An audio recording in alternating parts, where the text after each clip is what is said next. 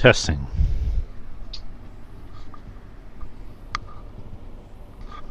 Oh, let me turn this fan down.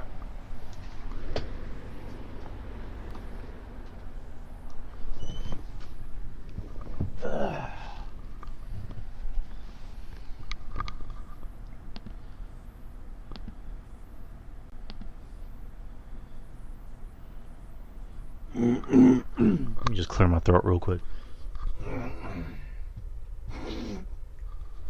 All right.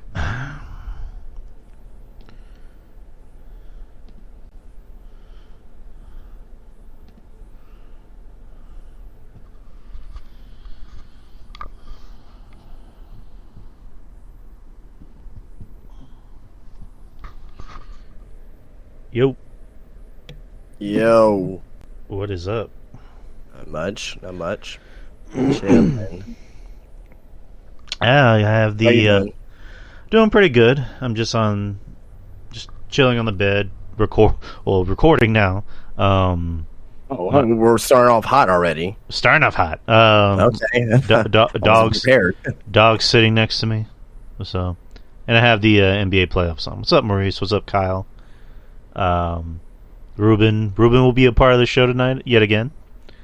I don't know if Arju will be on. I know I sent him a text saying, or asking, do you want to come on? So he either won't be on or he'll be fashionably late. Yep. So, but we got a pretty stacked show. I mean, full of interesting topics. I got my topics. Did you bring some topics? I do. Sweet. Let's just, I guess, do a rough draft of. I guess we'll just compare. I guess the first thing we're going to talk about is the review of the draft. Okay, yeah. Which I got that up on Bleacher Report. We're gonna end with Backlash doing predictions. Yep. Trinity Fatu talks about why she went to Impact and not WWE. Mm-hmm. Sonya Deville Stalker, he gets his sentence. Yep. Tony Khan. That's pretty much all I gotta say. Tony Khan. What is it? So I know if I can remove it or not. Just him announcing how many tickets All Out sold. Oh, okay. All in, Okay. Yeah, and then his interesting Twitter tirade. Cody Rhodes talking about the new world title, and then Carmella. So, really, okay. No sad or depressing news this week. Just, I guess, depressing on how you look at it, but just interesting. Yeah, no, everything seems pretty standard out. Nothing like huge news stories, but just fairly decent news week. Nothing big, nothing huge, I should say. So, yeah, nobody died. Nobody. Well, I guess you could say someone did say something stupid, but nothing to where it's just like, you're gonna get canceled.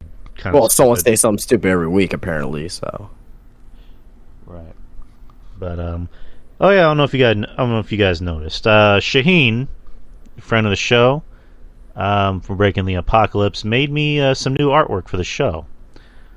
Which you posted it in the you did give me the lowdown at first, but you did put it in the group chat here on Discord. Right. So it's a takeoff of the 92 Rumble. Is it 92 or 93? 92, which I remembered it to be... Actually, if you want me to be 100% serious, the picture that you sent me was 91. Okay. If you want me to be 100% serious, it was 91, but yeah. It's like I was a year off, but nonetheless, they both, look similar. But yeah, very similar. I guess fair to say early 90s Rumble posters. Is that fair to say?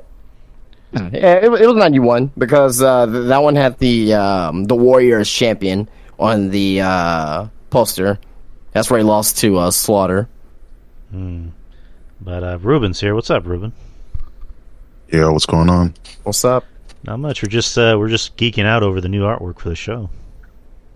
Yeah, you sent it to me the other night, and I was impressed. I like it's a pretty retro, like like all your stuff is retro. I like it. So like really you good. know, yeah, you know, you got me. Anything retro, I'm a sucker for. Right, because this show is primarily a wrestling show. So I was like, let me just do artwork that's pays homage to wrestling and old school wrestling. I know Justin, he's a big fan of old school wrestling, and he has stated that the '92 Rumble was his favorite Rumble. And even though technically the artwork I sent him was the '91 Rumble, but Yeah, but it's the same, right? Because 92 Royal Rumble had the very it's pretty much the same thing. So right, so it's a pays homage to the early '90s, Rumble poster, and I actually ran it by Justin first. I'm like, which looks better, this or this? And he chose '91, which I thought was '92. But nonetheless, I sent it to Shaheen. Shaheen worked on it. I think it took him, because I remember I sent it to him on Sunday, either Saturday or Sunday. So less than a week, huh? Yeah, like less than a week, and then he got it done last night, and he's really that good. So I made sure to get everybody in it, not just me. Of course, I got Justin in it, which is it's funny because Justin is dressed like Macho Man, and Shaheen actually asked me. Shaheen actually asked me, "Do you want your co-host to be Macho Man?" I went, "He's gonna fucking love that." Oh yeah, I marked out. And then I'm Hogan, supposedly, with the old school jacket that has my initials and my do-rag. Brother. Well, you look more like Chad Too Bad. Not Chad Too Bad. Sex Ferguson. There you go. Sex Ferguson. I'm not sure who is Ruben supposed to be. Bad News Jones or Bad News Brown. I mean, no, I don't know. I can't even tell you. I don't don't even know. Maybe Jake the Snake by the colors, but I don't know. No, I mean, Jake the Snake, that's not bad. So that's pretty good. Ruben the Snake. Ruben the Snake Pride. But I will say this: Warrior. I think he's Warrior because Warrior has his arm like up like that in the poster, in the original poster. So he may be Warrior. Awesome. I don't do coke. I don't do cocaine though. Yeah, that you know of. Ooh. I don't. Just imagine Ruben on cocaine. I don't think the universe is ready for that. I just imagine you pulling out your coke out of your beard. Well, I'm a coke right now. A cola. So you switch from crack to coke? A cola. Coca-Cola. I mean, back in the day, the Coca-Cola had actual cocaine in it, and it was prescribed by doctors too. It was used as a remedy originally. Yeah. And now it gives you diabetes, so there you go. It's worth it. No, I'm playing. But anyways, let's start the show already, guys. We got the whole gang here. In 3, 2, 1. What's going on, guys? It's Wednesday. It's 8:06 p.m. Central Time here in San Antonio, Texas. Summer's about to start pretty soon. We're getting that summer weather here. I am the host, Drew, or Hollywood Drew Yari, as you can see in the new artwork, or Sex Ferguson, or Tex Ferguson, as what Macho Man Justin Davidson says here. But it's me, Drew, and with me as always is Justin from SpineBusterTees, SpineBusterTees.com, and I always forget to plug streaming live on YouTube as well as always. So sweet, and hello to everybody on YouTube, and joining us back for what is it, the fourth week in a row, Ruben Prime. Yo. I guess they say third time's a charm. And of course, another week back at it. Glad to be here. Glad to talk about some wrestling and whatever else we decide to, get into, because there's so much to talk about wrestling. Yep. Right. There is a lot to talk about, and we got a nice little stacked show. Really, not any bad news as far as like anyone died or anything, or someone said something that would get themselves canceled. More just someone just continues to look like a jackass, in a sense, which we'll get to that. But let's start with the big news, which is the draft, which happened, or it actually started last Friday on SmackDown, and it ended on Monday. Before we get into, I guess, the official rosters, which I have right here on Bleacher Report, what did you guys think about the draft and just the concept of how WWE did the draft? With the exception of how they split up the draft pools, I like that. That's very, very, very positive. On how they did that, but with the exception of that, it wasn't really anything special at all. Like the people went to the shows that we thought was probably going to be going to those shows. There was no surprises. There was no risk. Yeah, I mean, to me, it wasn't like anything special to draft.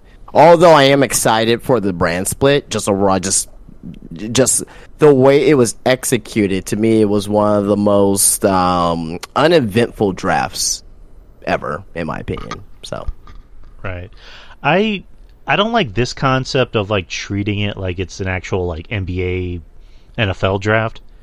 Like I don't know, I liked the concept a while ago where it was like, let's have a SmackDown guy versus a Raw guy, and the winner of that match ends up getting a draft pick.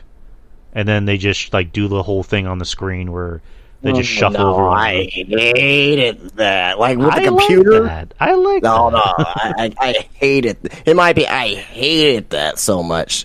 But anyway, neither here nor there. So, but because at the end of the day, it still ended up being like, this guy's being drafted, and usually like it's still the big guys first. So I think what they should really do is I mean, there's really nothing that you really can do because it was draft realistically. Like, Roman went first, Cody went second. As maybe to some people not expected, but if it was a real draft, like, this is like a real draft, all shoot, yeah, that would have been expected. But it just, to me, at the end of the day, the draft overall, there was really no risk. What I think they should have done is they should have, instead of having factions together, they should have had everyone separated for a chance for somebody to be drafted to another show. Like Rhea Ripley gets drafted to SmackDown and Dominic gets drafted to Raw for a chance for that to happen. But nothing like that happened. I mean, overall, I'm still satisfied with the rosters for the most part. I know we're going to get into that a little bit more, but just to me, it was really nothing that was groundbreaking or anything. It's not 2002, 2003, 2004, whatever. It's not those drafts. It's even 2016. I thought when they did the second version of the brand split. Now we're in our third version, I believe, now of the brand split. 2016 I thought was well executed for the most part, but yeah, this one here was just, to me, was just boring overall. All right, Ruben, what'd you think? Yeah, I gotta go with Justin here. Like, my thoughts going in, I had excitement, but then as I was getting the results on on Twitter and all that, and I was just like, oh, like that's it was starting to get in the beginning, right? There was some intrigue, but then as the night went along, it was just like, you're drafting whole teams, like whole factions. Why not, split them up or have the illusion that teams will get split up and there'll be some, shenanigans or, things like that. And then with the whole free agent business, which I know you will touch on in a bit, Drew, but the whole free agent bit was kind of stupid. Yeah. Brock Lesnar, like, okay, cool. But then you have Omos. Dolph Ziggler, like. Then you have Ziggler, you have Ali, Baron Corbin, Von Wagner. Whoa. Von Khali, he's so good that he is so good at what he does that both rosters just couldn't decide who wants him. So he's like, you know what? He's like, you know what? Fuck it. You know what? Fuck it. I'll be a free agent because I am valuable to both shows. You know what I mean? Yeah. Listen, Von Wagner, there's something about him. He's so bad. He's good, but but speaking of, real quick, sorry to cut you off, but just because I know we're probably not gonna talk about NXT tonight, but No. NXT last night, he cut a goddamn awful promo, but I was laughing the entire time because it was so fucking great. It was amazing, but I digress. I'm gonna check that out then.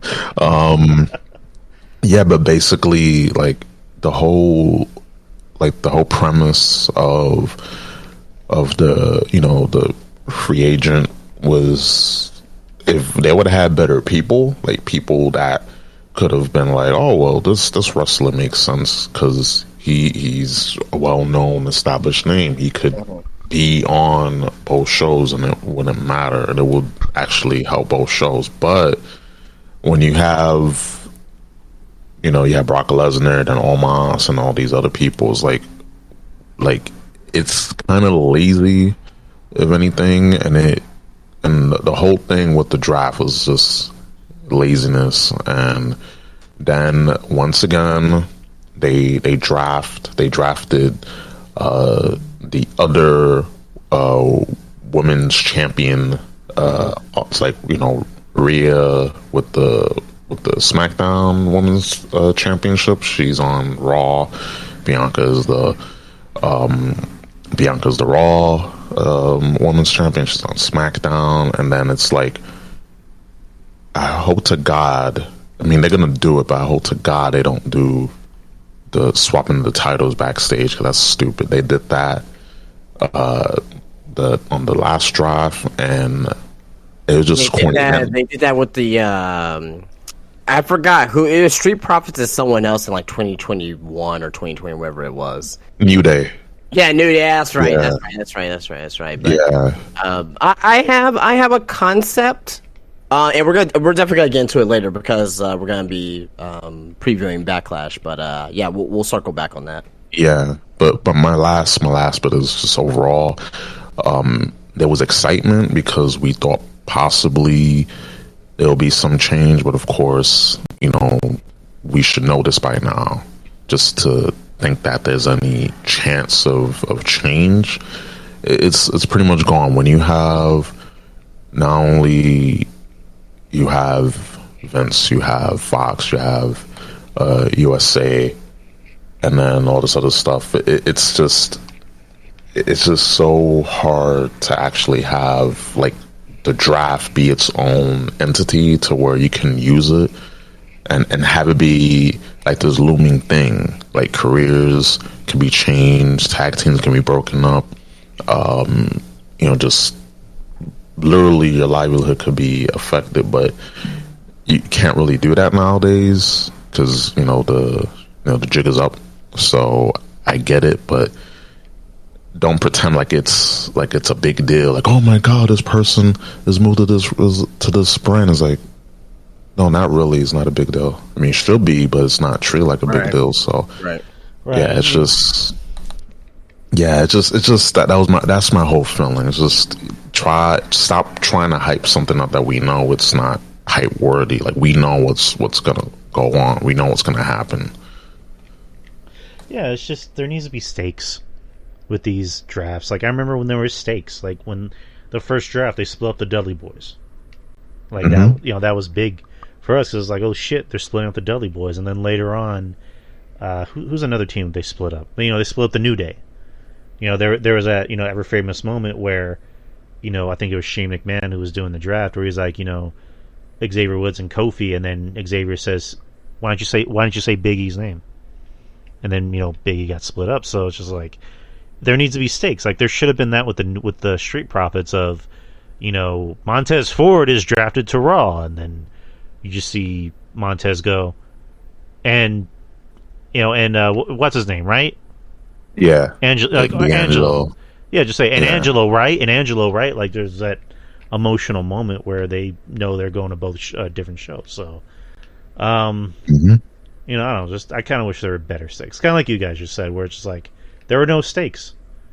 Same thing with like the Usos, where it's like, are the Usos getting split up from the Bloodline? And they didn't. They just went to SmackDown. But anyways, here we go. I have the list for both rosters on Bleacher Report. So Monday Night Raw has Cody Rhodes, Becky Lynch, Imperium. I loved hearing Rob Van Dam try to say their names. That was just funny. It's like, why would you give Rob a difficult name to say when you know he's high? But I love seeing Rob. I love Rob. Matt Riddle, Drew McIntyre, The Miz, Shinsuke Nakamura, Indy Hartwell, who just relinquished the NXT Women's Championship last night, Apollo Crews, Candice LeRae, Sonya Deville, Chelsea Green, Dexter Lumis, JD McDonough, Maximum Male Models, Natalia, the Viking Raiders, Zoe Stark, Rhea Ripley, the SmackDown Women's Champion, who's now going to be the Raw Women's Champion, Seth Rollins, Kevin Owens and Sami Zayn, the undisputed tag team champions, the Judgment Day, Liv Morgan, Raquel Rodriguez, both the WWE tag team women's champions, the New Day, Trish Stratus, Ronda Rousey, and Shayna Baszler, Braun Strowman and Ricochet, Bronson Reed, Alpha Academy, Katana Chance and Kaden Carter, Akira Tozawa, Dana Brooke, Emma, Indus or Sheer, how do you say it? Johnny Gargano, Los Lotharios, Nikki Cross, Odyssey Jones, Piper Niven, Riddick Moss, who's no more Madcap Moss, good, Tegan Knox, and Xia Li. Any comments on that? So before I like the roster. I like.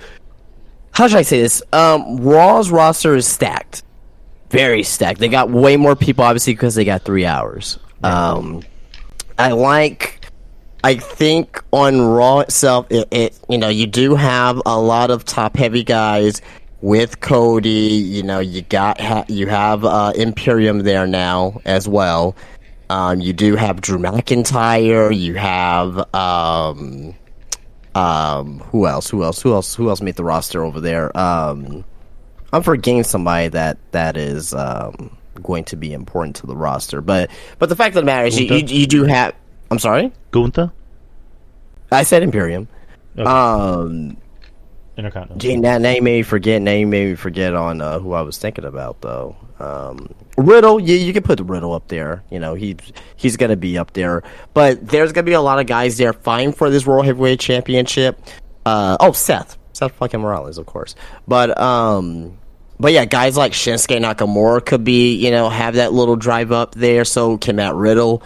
I think the mid card is going to look very well. Here, the new guys, JD McDonough, I think he may be a sleeper pick to join Judgment Day, right? You also have Odyssey Jones, right? Which I don't agree. Like a lot of these NXT guys, I don't agree coming up with. Even Odyssey Jones, I don't really agree with him coming up because he never really had he didn't even have a pay-per-view match before. I don't think. So I don't think he has enough experience to be on the main roster. But however, I do see good upside in him though. Despite that, but what I wanted to ask here is, who do you think that is going to be the number one guy on the brand? Like the top guy, the guy that's going to be the champion of this brand, and also same thing for the women, and also who do you think is going to be that sleeper pick for the men and women? As far as like the face of the brand, it's going to be Cody. As far as who I think is going to be like, the who's going to get that new title, it's a mix between Seth and Drew. Those are my picks. As far as the women goes, Rhea's, she's like Hansel. She's hot right now. Like she's going to be the hot woman on the show. And, of course, Becky's going to be Becky. She's going to do her thing. Raquel, I like. Kind of want to see her be more aggressive like she was in NXT. And the sleeper pick, Hmm. That's a good question. I don't know. Janie McDonough has promise.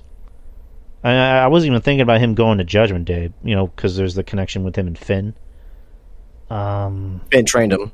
Yeah, Finn trained him. I mean, Riddick Moss could be something, especially now that he's Riddick again. I mean, again, you can have a name and you can still be, Yeah. I mean, you can only go so far with a name change. Like if it's the same thing, you're not getting over with people. The name's not gonna matter. So I like Zoe Stark. She just needs to get a little better on the mic. Yeah. I don't know. That's hard. That's hard to think about who I think could be a sleeper pick. What about you, Ruben? Yeah. I mean, as far as my picks, the face of Raw is going to be Cody, who I think is or could have the potential to win the World Heavyweight title. I think it's going to be Seth. I feel like with all the work he's been doing, he's definitely going to be the guy to win that belt. And I think that they're going to revisit Roman and Cody down the line, just to finish that story. But in a perfect world. And then the women, you got Rhea. You already know Rhea. She's been doing some great work. So that goes without saying. And I think the other female, I mean, you got Becky. That goes without saying. But I think another potential sleeper, I hope, by the time this time next year, if they actually use Shayna, like have her be a badass again, I would like her to be one of the standouts. But of course, she's not like pretty as she's more of a fighter than have the diva-ish looks. But I think that if they were to put give her the ball, I think she'll be able to put that division on notice, especially now that Asuka's on SmackDown. And Asuka, Shayna, they had the similar, like, just strong style submission type repertoire. But JD McDonough, I'm hoping he goes to Judgment Day. I think that's gonna happen, just a matter of when, not if. And sleeper, I mean, Madcap, but also you have Gunther. With Gunther, he will be one of the first contenders for the World Heavyweight title. And I think after he drops the belt, after breaking the Honky Tonk Man's record, they just have to, they have a thing for breaking records, WWE that is. So I think after that, he'll drop it to someone. I was thinking he was going to drop it to Sheamus, but Sheamus is on SmackDown. The Brawling Brutes are on SmackDown, so it's like, that's not going to happen. Maybe next year.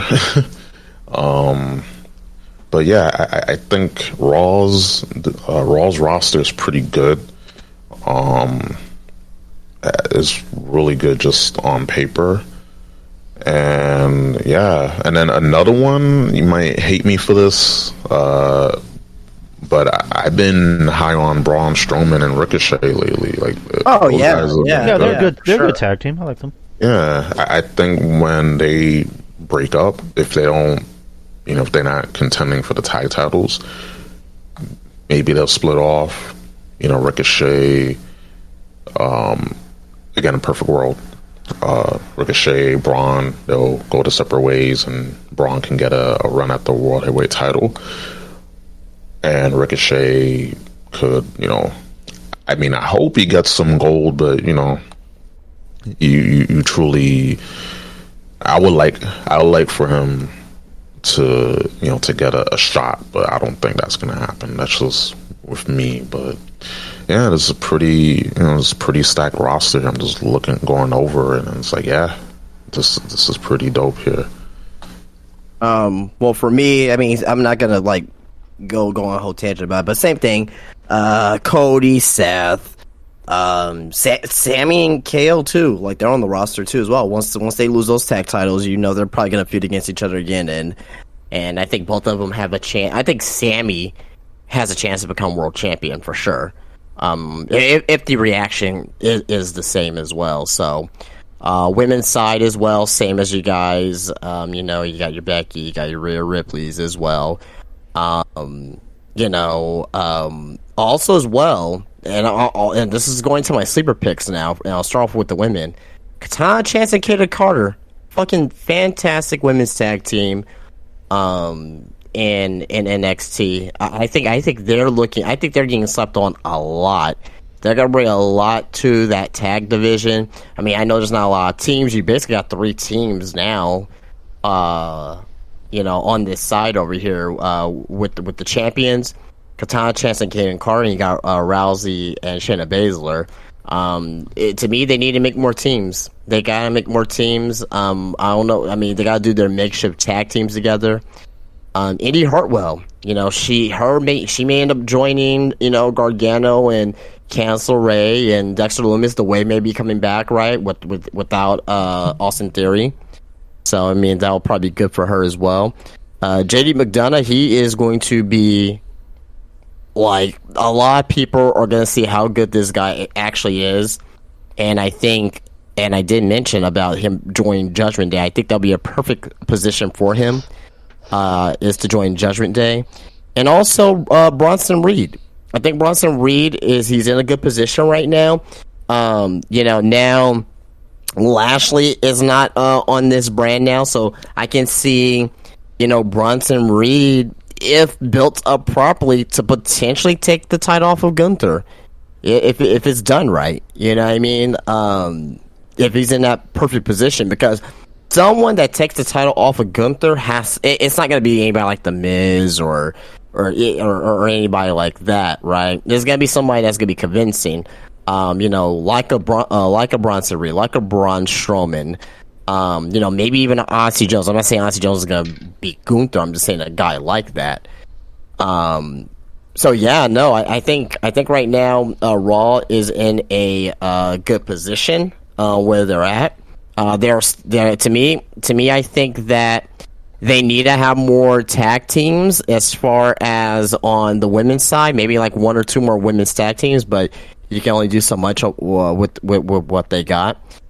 And also as well, I think for now, it's not really top heavy, because you do got Cody, you do got Drew McIntyre, you do got Seth, but to me, no one's else is really believable to be put into that position right now. Gunther is, but yes, he's Intercontinental Champion. Matt Riddle, he's not there yet, in my opinion. Nakamura's not there yet. So if they start building those guys up to be actual main eventers, I think they'll be in a good position going forward. Quick question before we get to SmackDown. So since the Undisputed Tag Team Champions are on Raw, do you think it's going to be a thing of they get to go to both shows, or are they going to make new tag titles for SmackDown? I think they're probably going to do 2 tag team titles. I don't want that. It doesn't need to be that. Right. Where are the teams to actually warrant that? Because on Raw, they have more tag teams on Raw. They really do. Than I see on SmackDown. So, honestly, you can do two titles, but you need to make sure you make them it's an actual division. There's actual stakes in the matches, right? Because you got a lot of good teams. You got a lot of great teams on Raw. You got Imperium, you got the Tag Team Champions, you got, I'm not saying they're a great team, but they are a team. Maximum Male Models, you got the Viking Raiders, you got Judgment Day, you got the New Day, you got the Alpha Academy. So you do got teams. But are you going to utilize the teams to their full potential and make it seem like every match means something? Oh, if they lose here, they may not have a chance at the tag team titles for a while. They need to make sure that there is some urgency and that there are stakes involved with every match. Not just for the tag team titles, but just every match in general needs to have some type of stakes involved. They don't have to go out and say it, but you can see it on TV. Like, oh, Johnny Gargano lost to Rick Moss tonight. Oh, he's not going to be in contention for the Intercontinental Championship. They need to make sure that they are pointing that out to the audience on TV.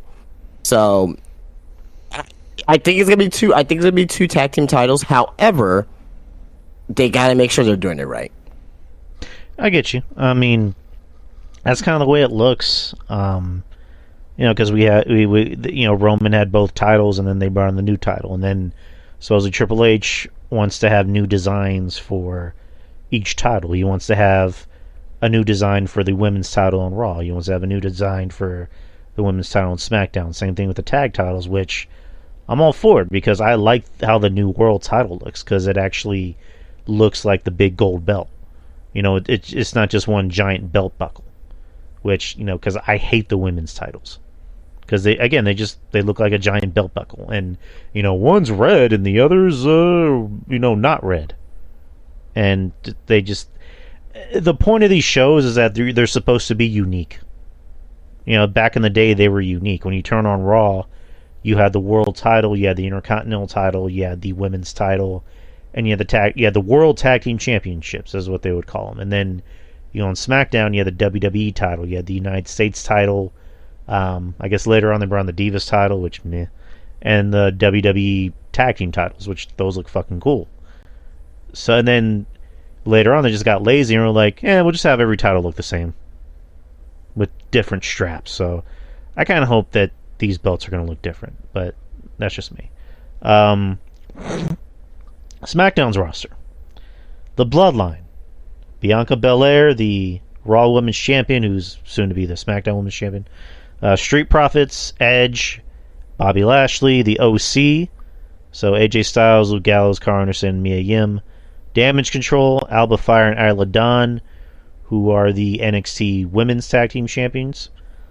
Hit Row, Lacey Evans, the Intercontinental Champion Austin Theory, Charlotte Flair, the LWO, Asuka, the Brawling Brutes, Karrion Kross and Scarlett, LA Knight, Shotzi, Pretty Deadly, Rick Boogs, Cameron Grimes, Tamina, and Grayson Waller.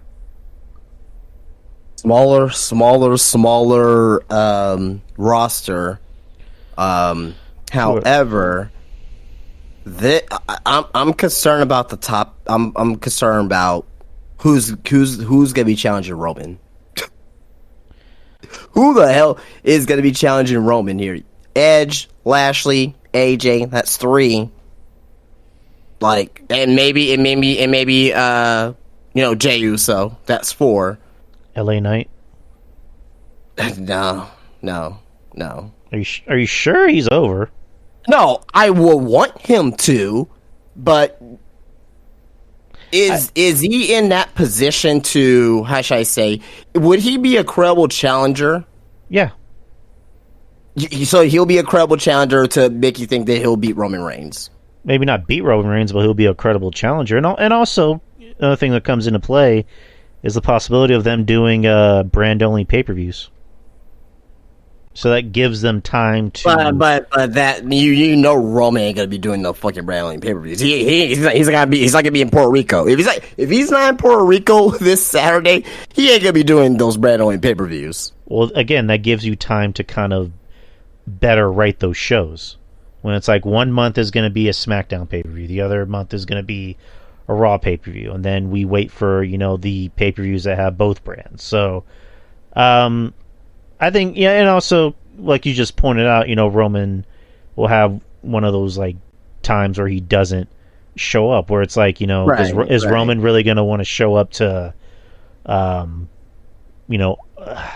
fill in the blank of random pay-per-view in September? Right, yeah. He's not going to want to show up. He's going to want to take that time off. He'd be better suited to want to show up for I don't know, Money in the Bank or No Mercy or No Way Out. I don't know, Elimination Chamber.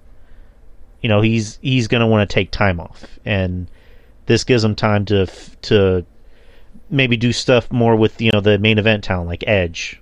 Edge is probably going to headline a pay per view. Bobby Lashley is going to headline a pay per view one of these days, probably. Yeah. Maybe they'll do. Maybe Charlotte Flair will headline a pay per view. Who knows?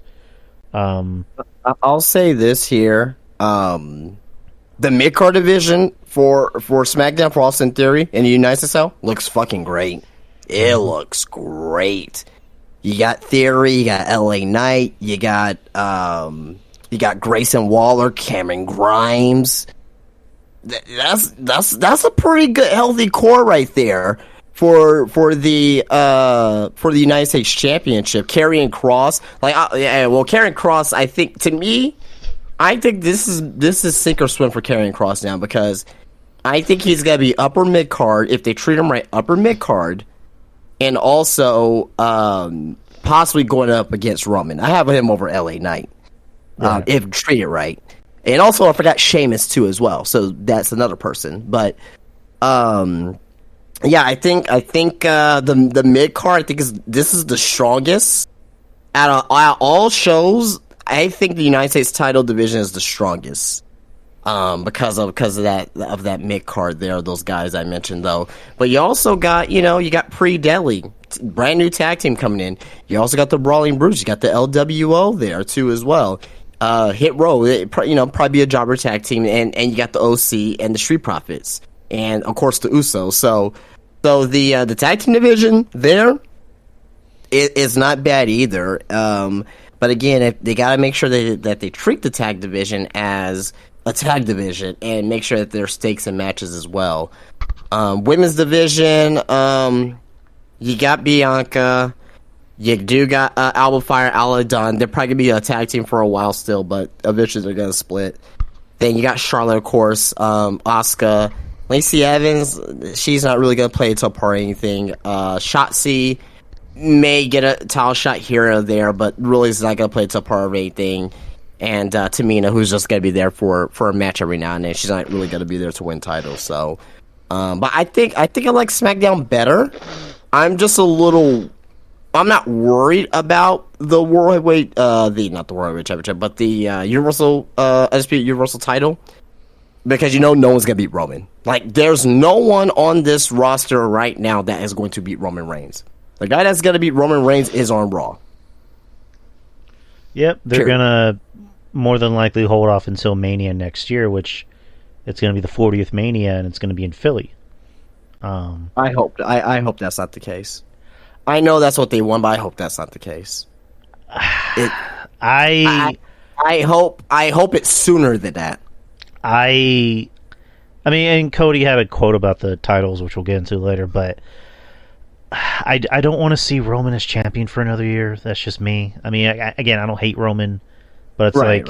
At this point, I'm with you, where it's like, who are we going to put in Roman for? Who are we going to put in front of Roman for a whole year? There's nobody on SmackDown. I mean, we can run back. No one believable that is going to win. They're going to try and make it close with Bobby Lashley, try and make it close with Edge, and we know what's going to happen. Like, we're not dumb. Right. However, I think the closest one that can take the title off of Roman is just Jey Uso. Right. It's just, that's the closest one to me. Yeah, because we're going to go through a whole year of predictability with Roman, whereas Cody's would be more interesting, because we could see Cody, like we always just said, Cody needs to have more struggle, and let's just watch Cody struggle for a whole year and get back to that mountain and be more believable. Not to say he wasn't believable to beat him at Mania this year, but it would have felt like it was just an easy win. It would have felt flat. You know what I mean? Where it would have been like, whatchamacallit?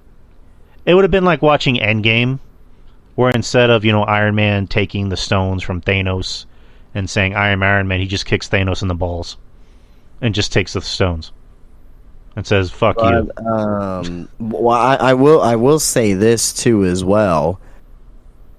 Because we got Money in the Bank. Which is going to be an interpromotional brand. They're not most likely not doing King of the Ring, because I know it got canceled. There still may be a slight chance, but it's just wishful thinking for me.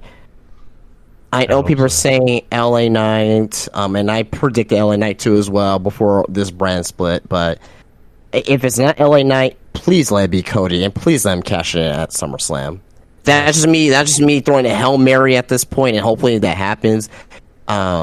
That's a it can happen for sure, but damn, man, like to me, you can't have Cody win the World Heavyweight Championship. I think it's probably going to be him versus Seth in the finals, and have Seth win it to where that Seth gets his wins. Basically, Cody beat him 3 times. Seth will beat him 1 time, but it'd be for this new world title. I think that'll be a great way to let Seth get a win back from Cody Rhodes and become champion, and just have Cody just be on that downward spiral struggle. But please, I would want Cody to be in Money in the Bank, win Money in the Bank, cash in on Roman for a title match at SummerSlam, and have win at SummerSlam. But I don't know. There's been rumor too as well that they probably want to have Roman hold the title at least through September of 2024, which is a random time. I don't know if that's when his contract's going to end. I don't know, but even if his contract is ending, he's not going anywhere. I mean, or he's not going to AEW or anything like that. So, yeah, man, like they gotta figure this out. This whole draft to me was how should I say? They did a lot of good things, but there was a lot of questionable stuff as well. A lot of questionable stuff, including with some of the NXT names too.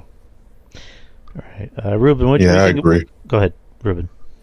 Yeah, I mean, as far as this whole World Heavyweight title issue, it's good that we got another world title for Raw, because it's been without a belt, even though they did have the United States title.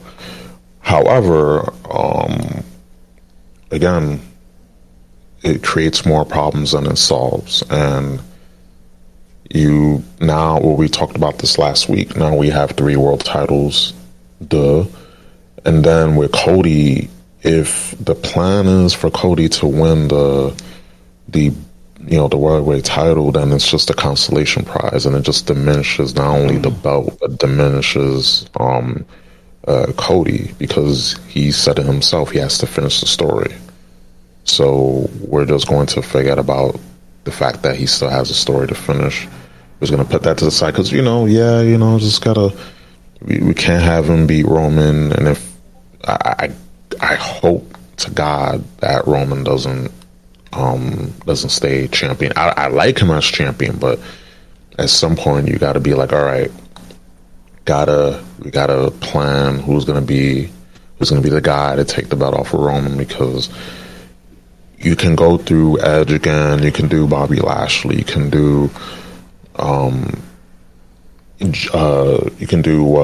Jey Uso, but it's predictable. And in most cases, like in this case, predictable isn't always good.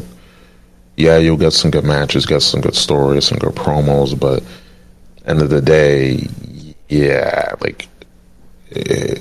with all that meandering just to get to where we need to go,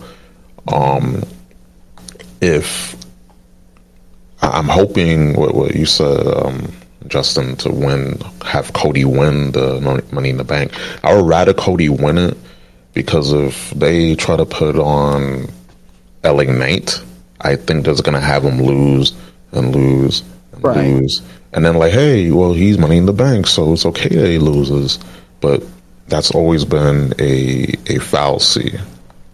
And I think that what they need to do to rectify this, undisputed WWE Universal Championship business, you basically gotta have a Jay cost Roman the belt. You gotta have him cost him the belt, have Cody win the belt, and then have that story complete, and then you have Roman Reigns going on a tear. Just going on a tear, and then that's how you end the bloodline, because it's reaching its end, and I think that the more we just linger and linger, it's going to get stale. And we had some very good storylines and back and forth with the bloodline, but at some point you got to have an end game, no pun intended. You got to have an end game, and I think there's a way to go about it, but you can't wait too long, because then of course people are going to get frustrated. And as far as the roster on SmackDown, I like it, but it does have some issues. Like, of course, what we mentioned earlier with Roman, just not that many contenders for Roman, because he's not going to drop the belt anytime soon. But you do have a little belt. It's not a little belt, but you have a belt called the United States title. So that could be the belt that people, will contend with. And yeah, I think that's where you go until the belt is taken off Roman. If you know you're not gonna get the belt off of Roman anytime soon, they should have a plan for him to lose it at SummerSlam, but I doubt it. But have Austin Theory be that guy that defends the belt and have these stories. I just think that they created more problems than they need to, but you just got to solve it, and all boils down. You just got to solve it. Use what you have. Just do it. just do what we suggest. If not, But I think there's just a way out of this. You just got to implement it. And free agents: Dolph Ziggler, Mustafa Ali, Von Wagner, Omos, and MVP. What the hell was that? Were not selected. Were not selected in the night one of the draft either, making them free agents as well. Additionally, it was announced that Brock Lesnar negotiated his status as a free agent. Plus, several big-name superstars were not named in the draft pool, including Bray Wyatt, Alexa Bliss, and Logan Paul. And the draft officially goes into effect on Monday, this coming Monday, after Backlash. So that's the draft. It happened. So let me pull up Cody's quote about the world title. So Cody was on... What podcast was he on? That's not even saying what podcast he was on. Anyways, he said, the goal is the same for me. I came here wanting one thing. It doesn't mean other stories won't happen that will also be finished, and it doesn't mean there aren't other milestones. The most important thing to me is still the championship that sits on Roman's shoulders. Rhodes then made sure to add that a lot would need to happen in order for the rematch to come to fruition. He commented on returning WWE World Heavyweight Championship, which will be exclusive to Raw.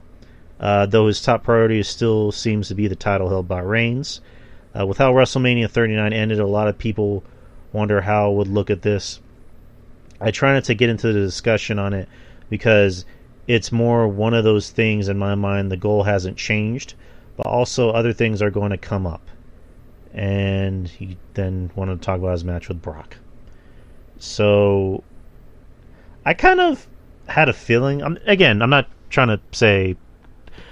At the end of the day, if the company wants Cody to be champion, I wouldn't be surprised if it happened. But as far as I know, Cody apparently calls his own shots. He is in charge of his own character, and from a storyline perspective, it makes more sense for Cody to want to finish the story like he's been saying for the past year with Roman, and it would make more sense for him to want to keep going after that title and not want this new title. So again, I'm with Justin. I kind of hope it happens sooner rather than later. Winning Money in the Bank seems like perfect sense, since Roman apparently told not apparently because it happened, where Roman told Cody, I'm not giving you a rematch, not ever, not now. Cody winning Money in the Bank, he has a contract saying, I can challenge you anytime I want. So, but what do you guys think about Cody's quote? I mean, he said the right thing. I mean, there's really nothing much else to say. I mean, he wants the WWE Championship. You know what he came back for. He should not be anywhere near this World Heavyweight Championship. Sure, he can maybe, challenge for it, even go into the finals. I want to see Seth versus Cody and have Seth win because Seth lost to Cody 3 times, including obviously that Hell in a Cell match. I mean, I really don't have a lot to say about it outside of what we said already. Yeah, I mean, we basically explained ourselves regarding this whole Cody and Roman thing, and again, I just hope that they get to this if they're gonna have Roman lose the belts at SummerSlam, to have it just they just got to come up with something clever, something that won't seem like it's just thrown out of thin air. You know, just have some good creative where it makes sense. But again, if they have Cody beat Seth again after all those times, he did the job to Cody.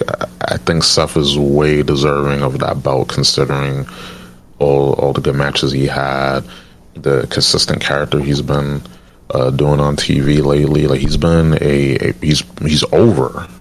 He's wearing all these outfits and suits. Like, dude is over, and he should be rewarded for that. And I think that just having this belt be the Cody Rhodes consolation prize is just not beneath him, but it's just an insult. So I think that if they go about it the way, just all of us agree, I think that everyone comes out a winner. But let's see. Who knows, right? Exactly. So that's it for the draft and just any Cody news. What else should we get into? Yeah, I guess we can talk about All In. So Tony Khan announces 36,000 tickets were sold on the first day of AEW All In pre-sale. He went on Twitter and announced that All In has already sold 36,000 tickets, surpassing their previous record of 20,177 at AEW Dynamite Grand Slam at Arthur Ashe, which was in 2021. And yeah, apparently All In's doing pretty good. Let's get to an interesting part of that story. So let me pull it up. So ESPN boxing. I'm sorry. Go ahead. I'm sorry. ESPN boxing reporter Mike Coppinger, however you pronounce it, who stated that AEW was only looking to set up 40,000 fans in Wembley this August. Khan also suggested that Coppinger may have a relationship with WWE higher-up Nick Khan. Lies! Khan tweeted. What a load of crap. What was that? As they blew my eardrums out. Sorry about that. What a load of crap. Tell your agent Nick Khan to shove it up his ass. One post wasn't enough for Khan, who then fired off a longer and even longer tweet criticizing Coppinger. Since you carry the credentials of a credible reporter plus represent the worldwide leader, I'm just curious, who is your source for this? And how can a reporter representing ESPN tweet something about a legit news story that's so blatantly wrong and easily verified as falsehood? Khan asked. Khan wasn't the only one in AEW to take issue with Coppinger. Shortly after this, Cash Wheeler also took to Twitter with some strong words for the ESPN reporter. Hearing this guy is a clown. Can't disclose your sources, so please don't ask me to name names. In terms of All In attendance, Coppinger is indeed mistaken, as the seating chart for All In shows AEW is looking to fill as many seats as possible in Wembley. But Justin, go ahead. You wanted to say something. Oh yeah, well, I mean, the whole thing with Tony Khan, clapping back. I mean, what do we expect at this point? I mean, that's what he does. But I really want to talk about they now they're at 43,000. Over 43,000 tickets have been sold. Over 43,000 tickets have been sold. So that's $5.7 million. So that is the highest gate ever in England. Which is amazing, and that's just a pre-sale. It looks like they may get into the range of 65,000 to 70,000 people. So the 43,000 that was sold at at for All In, has dethroned Eric Bischoff's solo highest attendance record. If you're not counting the fucking whatchamacallit show, the Collision Korea, Collision Korea. If you're not counting that show, but it surpassed the WCW Nitro in Atlanta, Georgia, with Goldberg versus Hogan. But this is excellent for AEW. It's excellent for the wrestling fans in England as well, and it's going to be a spectacle to see. And they didn't even announce a match yet either, so like it's pretty awesome that that they're thriving in this situation here. So, but Ruben, go ahead, you got it. Oof. I mean, it's pretty good. Again, 35,000 tickets ain't nothing to scoff at, but no, they're over 43 now. yeah. I really think they can go and sell the whole arena out if they give enough intrigue for people to tune in to to tune into the pay-per-view and B, to go and buy tickets to see the event live. And I think that it all depends on they position the show around. And again, I just think that Tony Khan, he just needs to focus on his show, selling out that arena, and whatever Kenny and the Bucks and Punk, whatever issues they have, you gotta put his foot down, because this is what they needed. They need an international appeal. They need that international exposure. And just by being beholden to whatever a Punk or whatever the elite says, it's not going to matter when it boils down. Tony Khan is the boss. He needs to sell this out, regardless of all the people say, oh, Nick Khan this, Nick Khan that, whoever, who cares? I think that what needs to be done, he has to put the important pieces out there. If you're going to get Goldberg, I mean, I'm not a fan of Goldberg, but hey, he wants that retirement match, book him there, give him a good deal. Give him a deal he won't be able to refuse. Put Jericho on the show, put Danielson on the show, have some of New Japan guys. You have Okada, you have Zack Sabre Jr., have all these guys, pack that show up. Sonata, pack that show up. Yeah, pack that show up. Don't get an arena in Europe just to have a Dynamite level, like a normal AEW Wednesday Night Dynamite type of show. Like, it's just a waste. You had the opportunity to having good enough intrigue for this show, for this stadium, and gotta have CM Punk and FTR versus the Elite. You got to, no matter what. If none of them are willing to play ball, fire them. That's my thing. You gotta go scorched earth. If they're not going to play ball, if they're not gonna work with each other, fucking fire them. Because it boils down, it's not Punk that makes the rules. It's not Omega. It's not the Bucks. It's not FTR. It's Tony Khan, and he has to put his fucking foot down. He has to stop being a mark. And I don't hate on Tony Khan. I just think that his markdom gets in the way of him being and taking on too many responsibilities, prevents him from being a good leader and a good, just overall booker or what have you. And I just think that you have this moment, you have this fucking moment, you get what you need to get, pay however amount, really any amount, but you give a good price, for these people to show up and wrestle, have all the New Japan talents come in. You have Monet come in to. You have maybe Trinity down the line. Impact still has good relationships with them. Just some way to stack this show up, because I think it's sink or swim. For AEW in terms of the international audience, and to get just a good audience. Because I mean, I kind of slightly disagree, but because I don't think it's sink or swim. Because if it was sink or swim, then they wouldn't have as many fans sign up as they did already. Now, if they put on let's say they put on a completely terrible show, one of the worst shows ever. You know what I mean? Then yes, of course, after that it'll be sink or swim. Yeah. Yeah, but there's no way that they can put on a horrible show if they utilize what they have.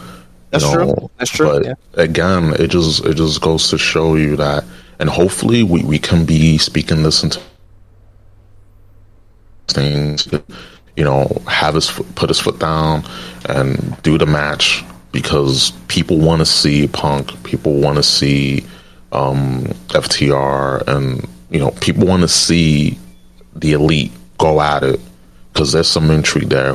Like, oh, what happens if one of them knocks the other one out? Like, that's very true. That's been a hot topic in the shop. Obviously, most of the people come in the shop, they either talk about like Cody, the Bloodline, or they talk about, like, if it's AEW, they talk about a couple things, but mainly they talk about Punk and the Elite, and is Punk coming back and all that shit. So right, and AEW needs that Bloodline type story, and I'm sorry, Bryan Danielson and the Blackpool Combat Club just jamming screwdrivers onto New Japan wrestlers, foreheads, and making them bleed. That's not enough.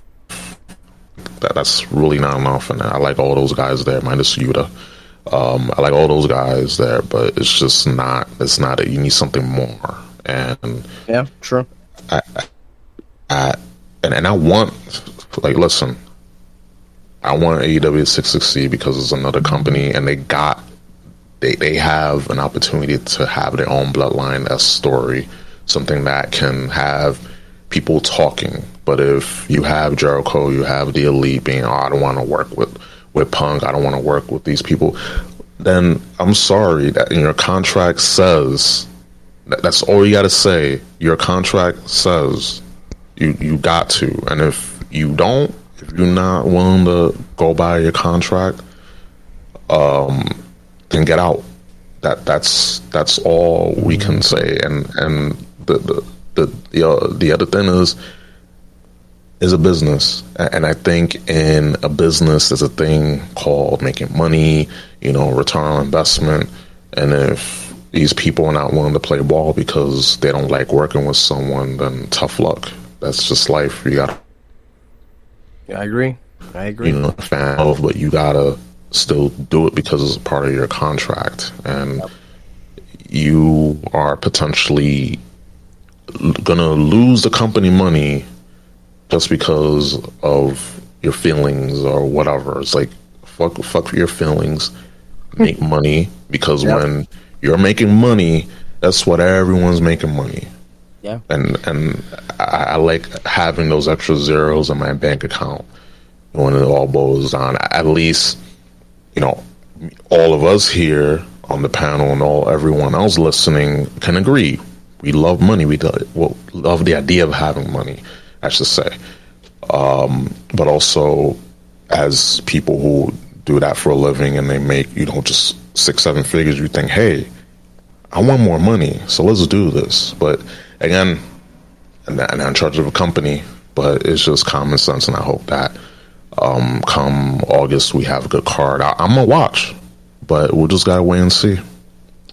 Tony Khan, I mean, we've said this, Tony Khan needs the guy who's going to do the things that he doesn't want to do. Like, Tony needs to be the guy just running everything and signing the paychecks. But he needs the guy who's going to be the booker, but he also needs a guy at the same time who's going to not be afraid to hurt somebody's feelings. Like he needs to be the guy that says, "Well, too fucking bad. Grow the fuck up, Buttercup." Like he needs that guy. But then again, CM Punk was kind of that guy apparently. Like he was the guy that was not afraid to tell someone the truth, and look what happened.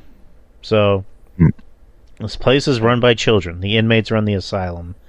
But going back to Wembley, it's like good for them.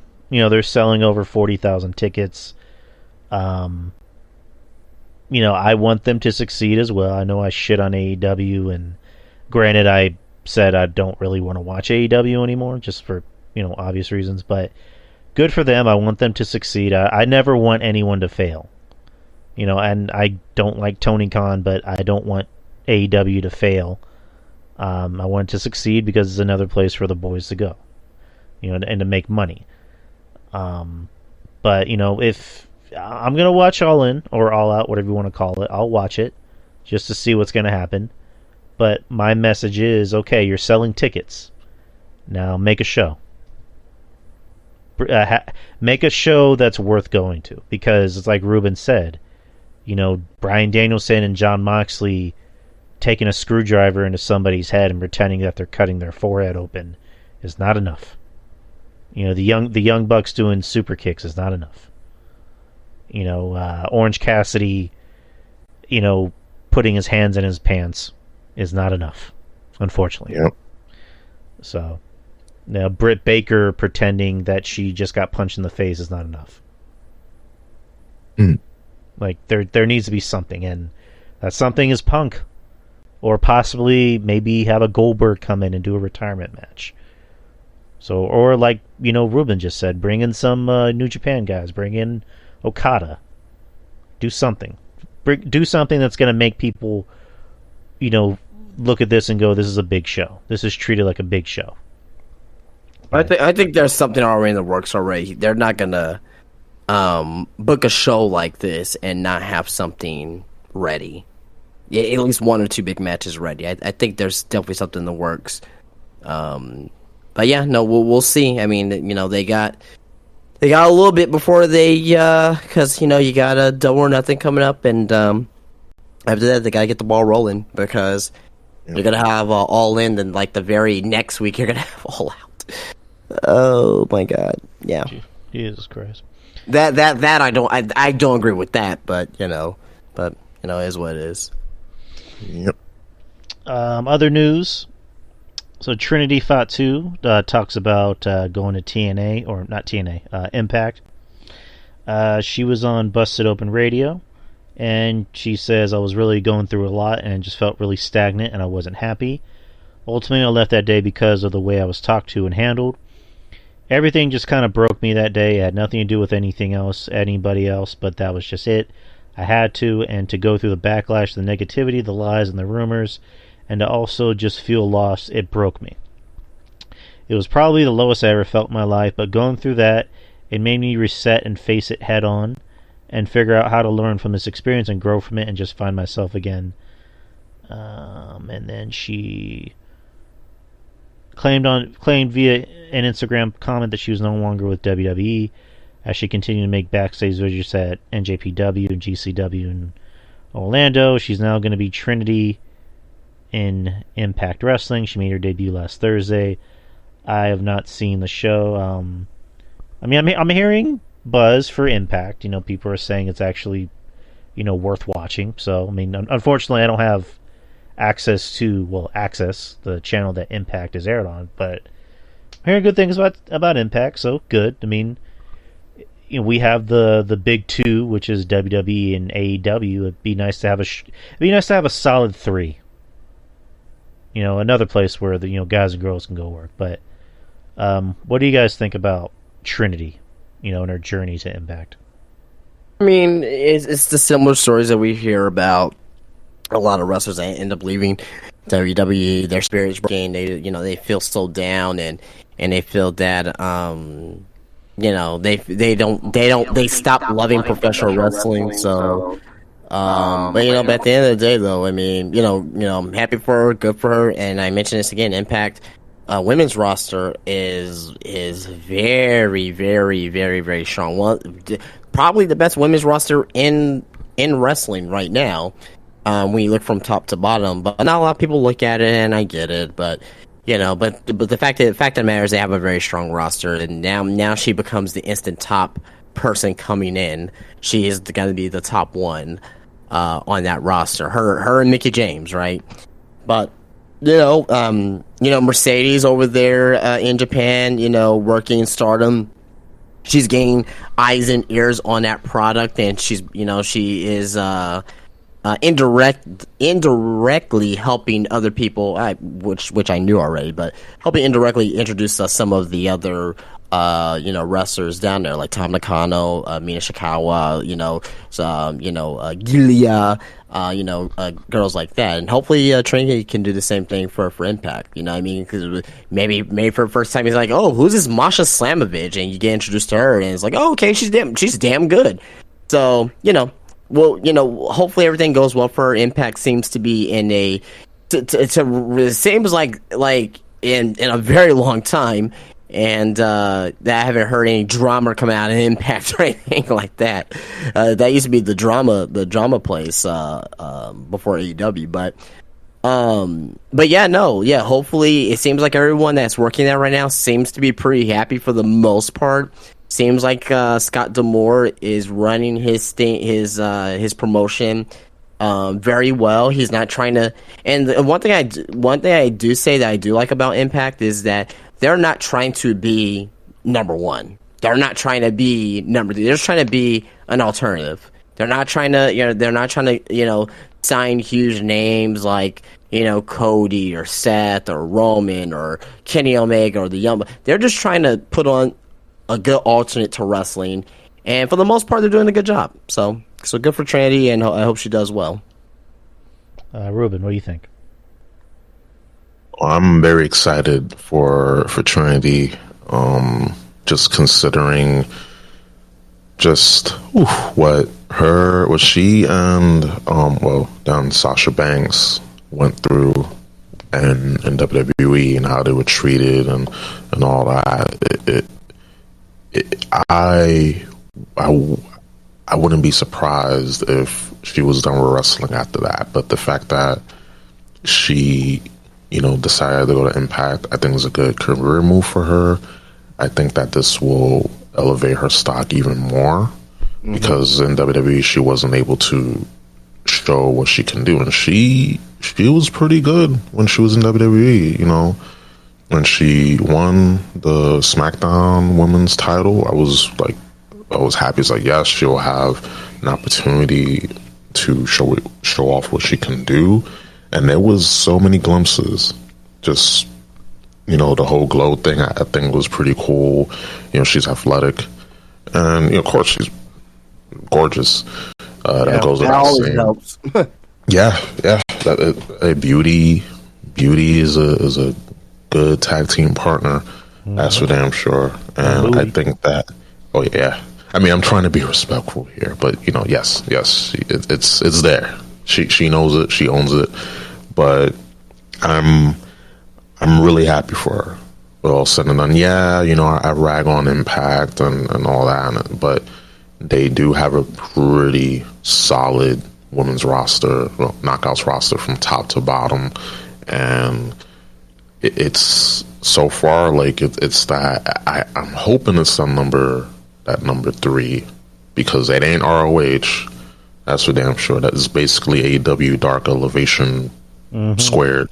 But I think that if they get on a better television network, that actually people can watch, or Spike TV.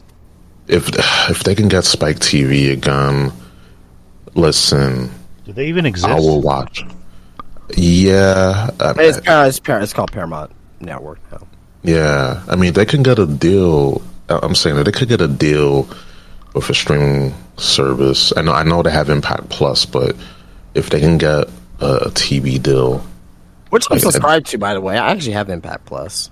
Yeah, my best friend, he's subscribed to Impact Plus too, and it's there's still a few certain episodes of Impact that aren't there. You know, they're not on, which sucks because there's some that I want to go back and watch, especially ones from like 2010 and all that. But and that's the exact reason why I got it. Yeah, I was watching some impacts after Bound for Glory 2010 just to see like how fucking crazy Jeff Hardy was. that's something we should revisit. Because sure. that was some good stuff. A mess of all the chaos because it wasn't all good, but that Jeff Hardy being heel and all that was pretty cool. But yeah, going back to Trinity, I'm really happy for her, and I think that her making this decision is best for her, and also with Mercedes going to working in Japan, and she could possibly be at AEW, so that's a big plus. And I think Trinity eventually, give her some time, she might be in AEW. Just give it time. I'm glad she went to Impact, not AEW, because if she would have went to AEW, she would have been lost in the shuffle. I hope that she doesn't go to AEW, because no matter when she goes, she's gonna get lost in the shuffle. Yeah, especially with a hardcore Brit Holly over there. Jesus Christ. but I'm saying like if you can get like someone like Saraya Paige lost in the shuffle, who was like for a while the top woman in WWE, like you can get pretty much anyone lost in the shuffle. So I mean, well, it's also Saraya, who hasn't had a match in 3 years. Like she doesn't matter. She still got lost in the shuffle. You brought that was at the time when she came over. That was their biggest woman signing, and to me, it's probably still their biggest woman signing that they ever had. And she's like just another person when she should be someone more than that. Yeah, I agree. But yeah, I'm happy for Trinity. Big things. I'm hoping she will become Knockouts champ within, maybe by the end of the year, the beginning of next year. I'm hoping, and I've been meaning to watch some Impact, but now that Trinity's there, I'm gonna definitely give it more of a chance. I watch clips here and there, but for sure I'm gonna give it a chance because there's some good on there. Like I think TNA, on the TNA, I think Impact Wrestling is more ROH than ROH is ROH, if that makes any sense. That's like something I noticed on the few clips I've seen. I'm like, they're more ROH. Like, what's going on? And again, too many shows Tony Khan has, too many, like, condense that down, big man. But yeah, just go Trinity. Go Trinity. We are definitely a Trinity supporting podcast. Yes. Sonya Deville, her stalker, was sentenced to 15 years in prison. Philip A. Thomas II, who was accused of stalking and planning to kidnap Sonya Deville in August of 2020, has been sentenced to 15 years in prison. He is also set to serve 15 years of probation after serving time behind bars. The case has been closed after it was deemed that Thomas was incompetent to stand trial. However, it was later reopened, and he has now pleaded guilty to multiple charges, including attempted kidnapping, aggravated stalking, and armed burglary.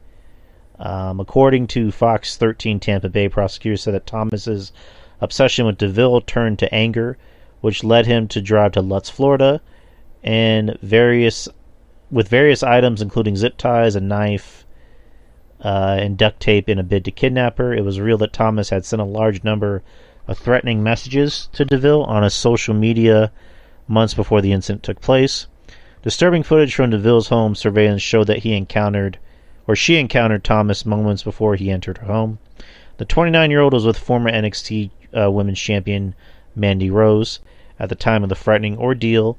DeVille was later granted a temporary injunction against Thomas and immediately took time away from WWE after losing to Rose in a no disqualification loser leaves WWE match at this year's SummerSlam Premium Live event. And she was on Pat McAfee's show last year and explained that she was frightened to return to her neighborhood after the attempted kidnapping. and then she returned as a authority figure with Adam Pearce. But me and Justin talked about this a few months ago, where she had gotten arrested because she had a gun in her car, which we were very much pro, Sonya Deville carrying protection with her, because I've never had to go through. I'm not trying to compare myself, but it's just like we've never had to deal with that kind of ordeal. At least I'm not sure. Ruben, have you ever had to deal with somebody stalking you or just going out of their way to make you feel uncomfortable? Or Oh yeah, I have. But here in New York City, the gun laws here, to carry, very strict. Oh yeah, very strict. As it's like infamous to about that. Yeah. Oh yeah. But as far as her stalker being sentenced to how many years? 15 years. 15. Wow. Good. Good. I'm as no one should go through what she went through and what other women go through. Because, hey, listen, Sonya Deville, she's a looker. Hey, she's not, she's not our same orientation, but it doesn't matter. She's a looker, but no one should have to go through that. And to me, some people don't know this thing called boundaries.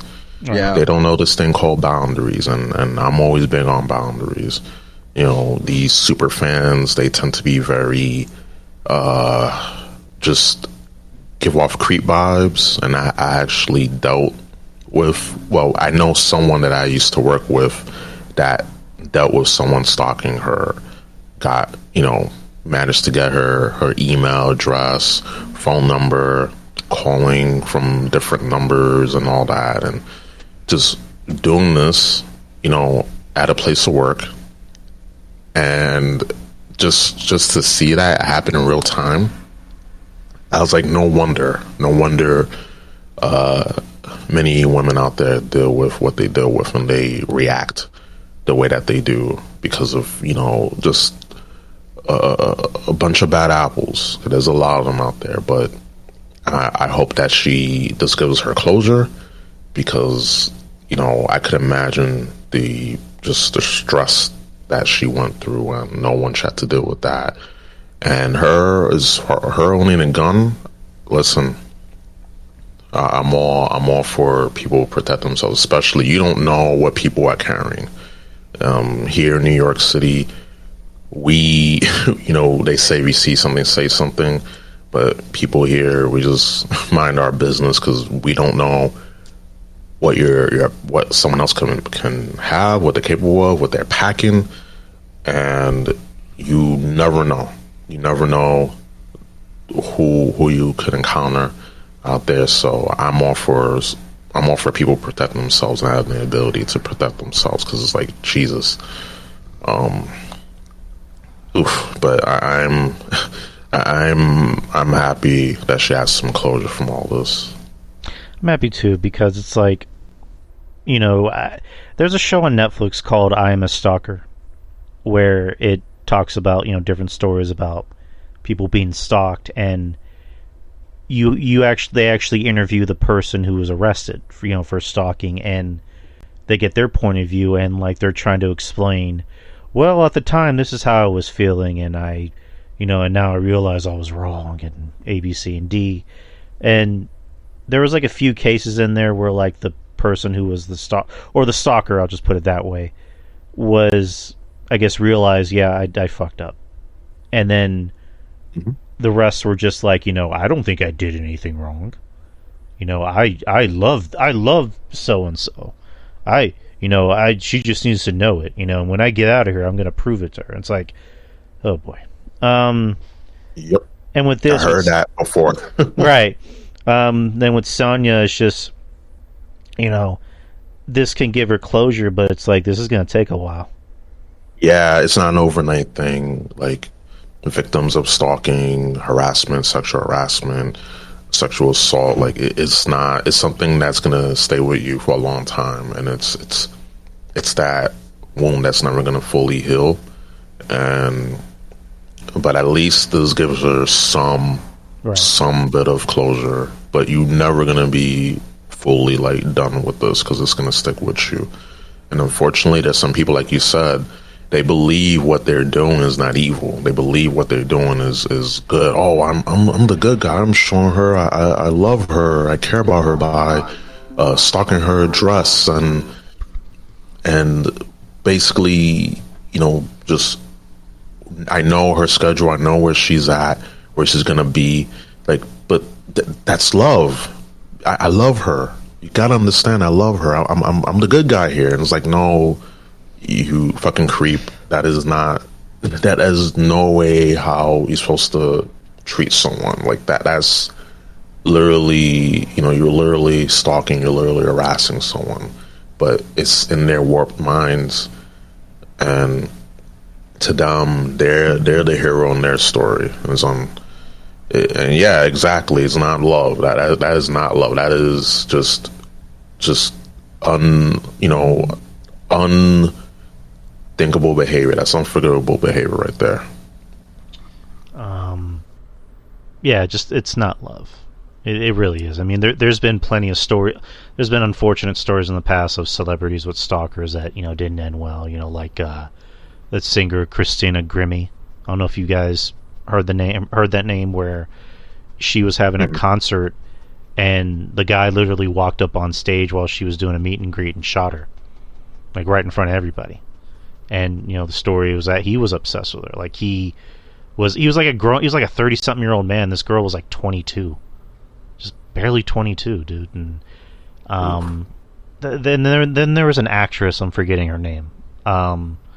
She was like on an 80s show. I'm Kevin Castle will know, but like someone like she lived in those apartments where I don't know if they still have them, Rube, where you're at in New York, but like those apartments where you can just like buzz the door and say, "Hey, I'm down here," and you can we still got those here. Oh, that sucks. And like she had a stalker, saying, "Hey, I'm a fan of yours," yada yada yada, and she went down there and said hi to him and took a picture of them, and that's it.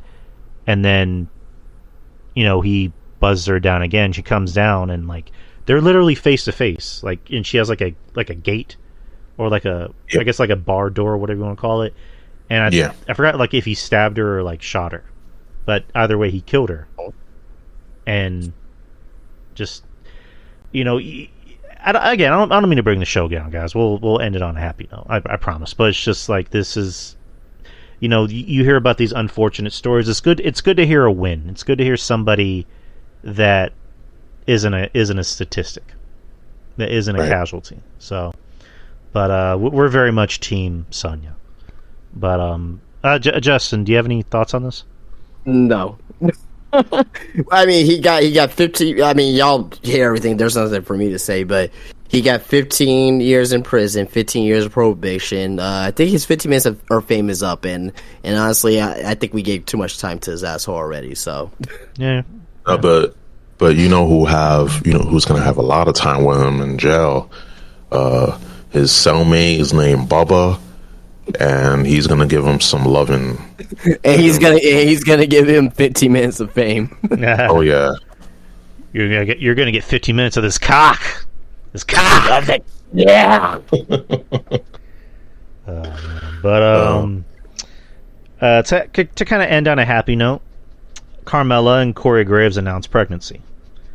Carmella is, as we all know, married to Corey Graves. She came back for a little bit, and then she took some time off, and then now we know why. There's a cute video online that I would say go out of your way to watch it, just to like kind of smile, where she bought her stepkids, which are Corey's kids, sneakers like Nikes and Jordans, and then one of the kids pulls out a tiny little baby pair of Jordans, and they're just like, "Wait, what is this?" And then she says, "I'm pregnant. You're gonna have a little brother or little sister," and it's a cute video.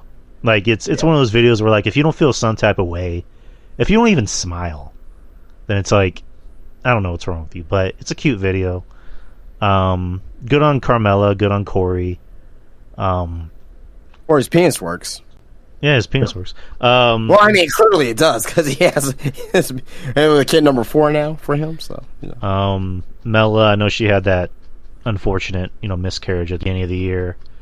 But I mean, it's good. It's good to hear good things happen for somebody. I mean, I for all accounts, I think Carmella's a nice person. She seems like a sweet girl. Corey seems like a dude. He seems like a guy that you would see at a bar playing pool and having a beer and watching the game. So I have no issues with him. Good on Mella. Happy for her. What do you guys think? Happy for her. Glad that she is. It's something that she always wanted to have. Obviously, happy for her and wish her happiness and healthiness during her pregnancy. Yeah, same. Hope the pregnancy goes okay, and I hope that they're happy. What else can I say? All right, so that's all the news I have. Justin, you have any news topics? I sure do. Got a couple tidbits here. Nothing too lengthy here. Only got like 2 news stories and the viewership. Tonight, Tony Khan announced that Will Washington used to work with Fightful, online personality for pro wrestling. I will say he is semi-popular. A lot of people do like the guy for the most part. But anyway, he was announced as administration coordinator, working in many areas of wrestling, live events, social media creative, PR.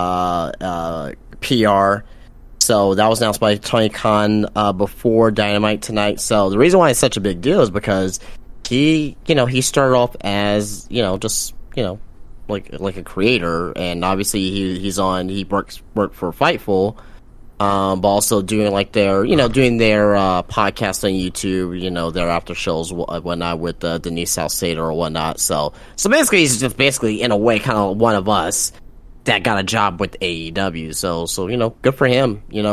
Just it is inspirational saying that you can actually become somebody more than what you are by this hobby here, because this is a hobby that we're doing. And eventually, hopefully one day, Drew's getting hired by WWE or Tony Khan because of his show here, you know what I mean? So but yeah, no, at the end of the day, I think that's pretty good news, great news actually, to see that somebody that does this, that was doing this for a living, is now actually working with the top 2 organization in the world. So I don't know, like, I would just work for Tony Khan for the paychecks. I would just pay me and don't have me do anything else. I mean, hey, that would be the life. Like, but just enjoy. It's not just about that. It's just like, hey, this guy. For me, it's about the money, Justin. Okay, I am a whore. Just pay me. All right. Well, I'll just go on to the next story then. So next story, and I'm pretty sure Drew's gonna love this one. AEW Dark and Dark Elevation have ended for the time being. Dark Elevation was announced last week, but also Dark as well. They both have ended. But this has to do with part of AEW signing a new deal for the Collision to air on Saturdays. Part of the new deal is that AEW's wrestling content will exclusively air on Warner Bros. Discovery. So that doesn't include Ring of Honor as of today. This is coming from Andrew Zarian from the Batman podcast, so who works for the Wrestling Observer. So I don't really want to go into depth real quick. I mean, I know that we kind of shit on Elevation and Dark, but again, that's more talent that doesn't get airtime to hash out some of their skills or whatnot. So, kind of it sucks for them, for some of that talent that's signed that's not on Dynamite or Rampage every week. And but it looks like they may have some new wrestling content being on Warner Bros. Discovery. We'll see how that folds out. Any thoughts about that before I move on to the last thing? Not really. Nothing? Okay. No. All right. Well, lastly here, just the numbers from the shows. SmackDown was a 2.473 million for the draft. Big number there. Obviously, that was up from the weeks previous. Raw from this week was at a 1.778 for the draft. That's actually down from last week. NXT, Jesus Christ, NXT went down tremendously. 568,000. That was down from the 647. So, but they've been hanging around like the 500,000. But that's a tremendous drop. And last but not least, AEW Dynamite. Obviously not tonight, but we'll see what happens with those numbers next week. But last week's was at 863,000 viewers, which was up from the April 19th show. So that's all I got. Nothing much else. We hit everything else already. So all right. Now let's move on to the main event. WWE Backlash, which is going to be this Saturday in San Juan, Puerto Rico. It'll be at the Coliseo de Puerto Rico Jose Miguel Aguirot. I don't know if I nailed that. You did a good job, Drew. As better than what I can do. half Puerto Rican, I am impressed. Gracias, mi amigo. De nada. Sí. Anywho, it will start at 7 p.m. Central Time, 12 p.m. Wait, what? Okay, no, it's the press conference. Never mind. But so 7 matches so far, which it looks like those are the final matches. So I'll start with the first one. 6-man tag match: Matt Riddle, Kevin Owens, and Sami Zayn versus the Bloodline, Solo Sikoa, and the Usos with Paul Heyman. Babyface team wins. All right. I don't. There's really nothing to break down on this match. This is really just a storyline match. And obviously these guys are not going to have any interaction with each other after this. So yeah, basically the babyface wins, and we'll just see what happens with the Bloodline afterwards. Solo Sikoa, not Sequoia, Sikoa. He's. I don't know if there's gonna be a turn after this match. I'm not sure. And this possibly, this is not gonna main event the show. There's one match that I think is gonna main event the show, but yeah, babyfaces win.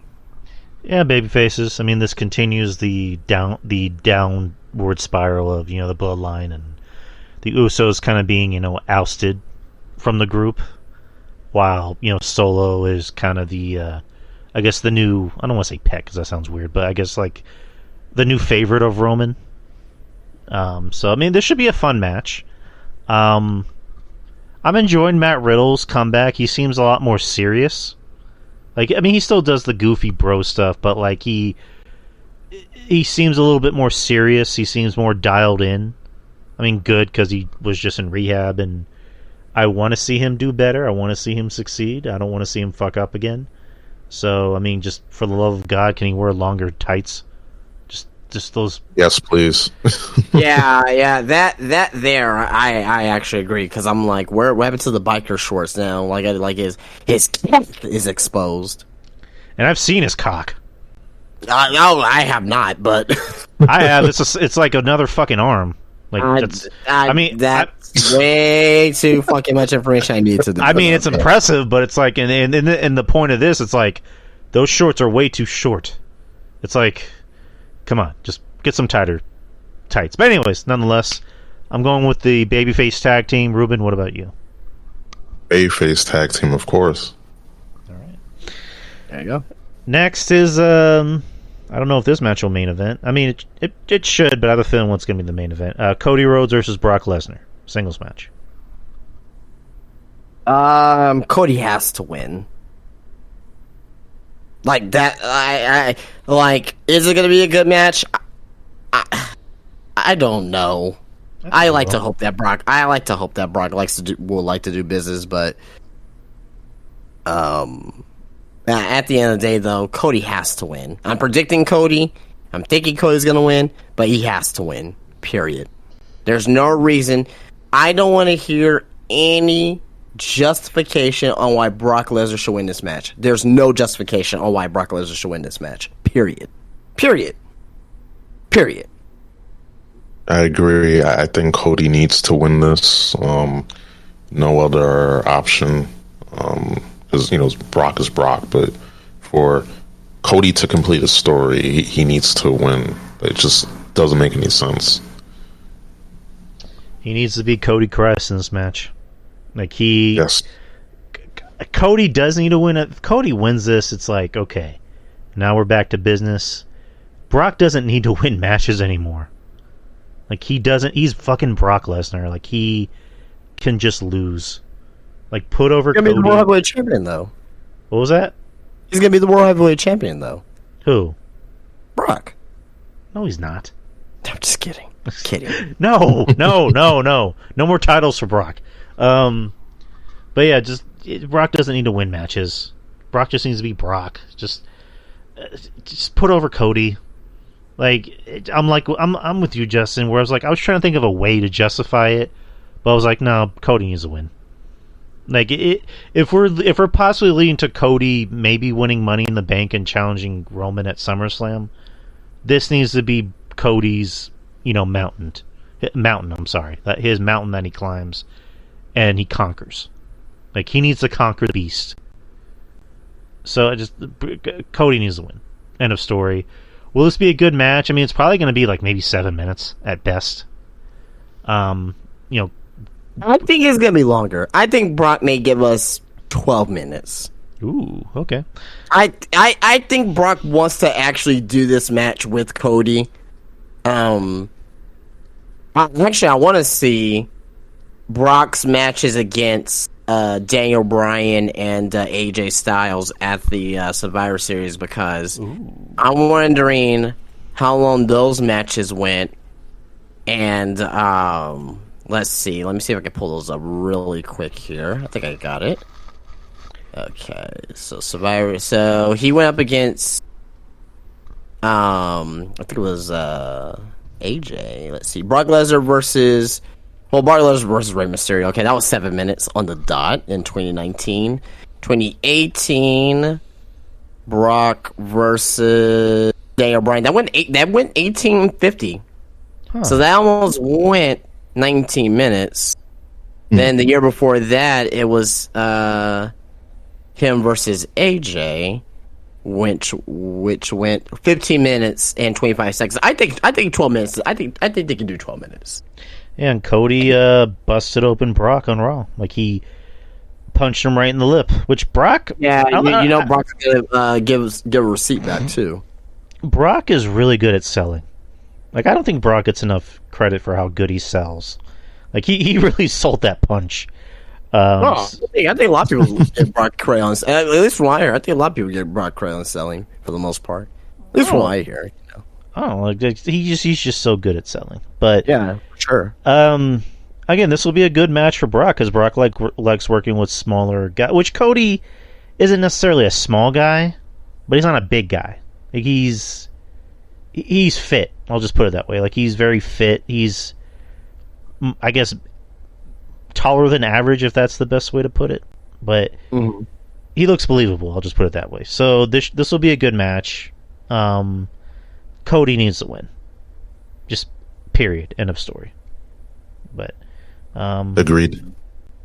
So next, Rhea Ripley versus Zelina Vega for the WWE SmackDown Women's Championship. Rhea Ripley's winning. Zelina Vega's only in this match because she's Puerto Rican. This is true. I don't have nothing else to say. Rhea Ripley's winning. I want Rhea to win, but I want her to destroy Zelina in the match. I want this to be like Brock Lesnar versus John Cena at SummerSlam. She's gonna take one hell of a riptide, though. I can tell you that. It's gonna look nasty. I want her to fucking destroy her in front of Puerto Rico. And I want her to mount her in front of everybody in the fucking ring. Yes. Yes. Fucking mount me. The fuck? I don't know. I don't make my best booking decisions when I'm horny, but I want this to happen. It's kind of like when you're hungry and you're deciding, hey, I'm gonna go to the grocery store, but I'm hungry, so instead of getting stuff I can make dinner at least for like 2 or 3 nights for, I'm just gonna get all the junk, all the snack foods, and then I come back and I'm like, oh shit, I fucked up here. We've definitely made some wrong choices. So I get you. When you're horny, when you're hungry, same difference. Bad things, good things happen depending. Yeah, don't let me tell you what to do, what to believe. But I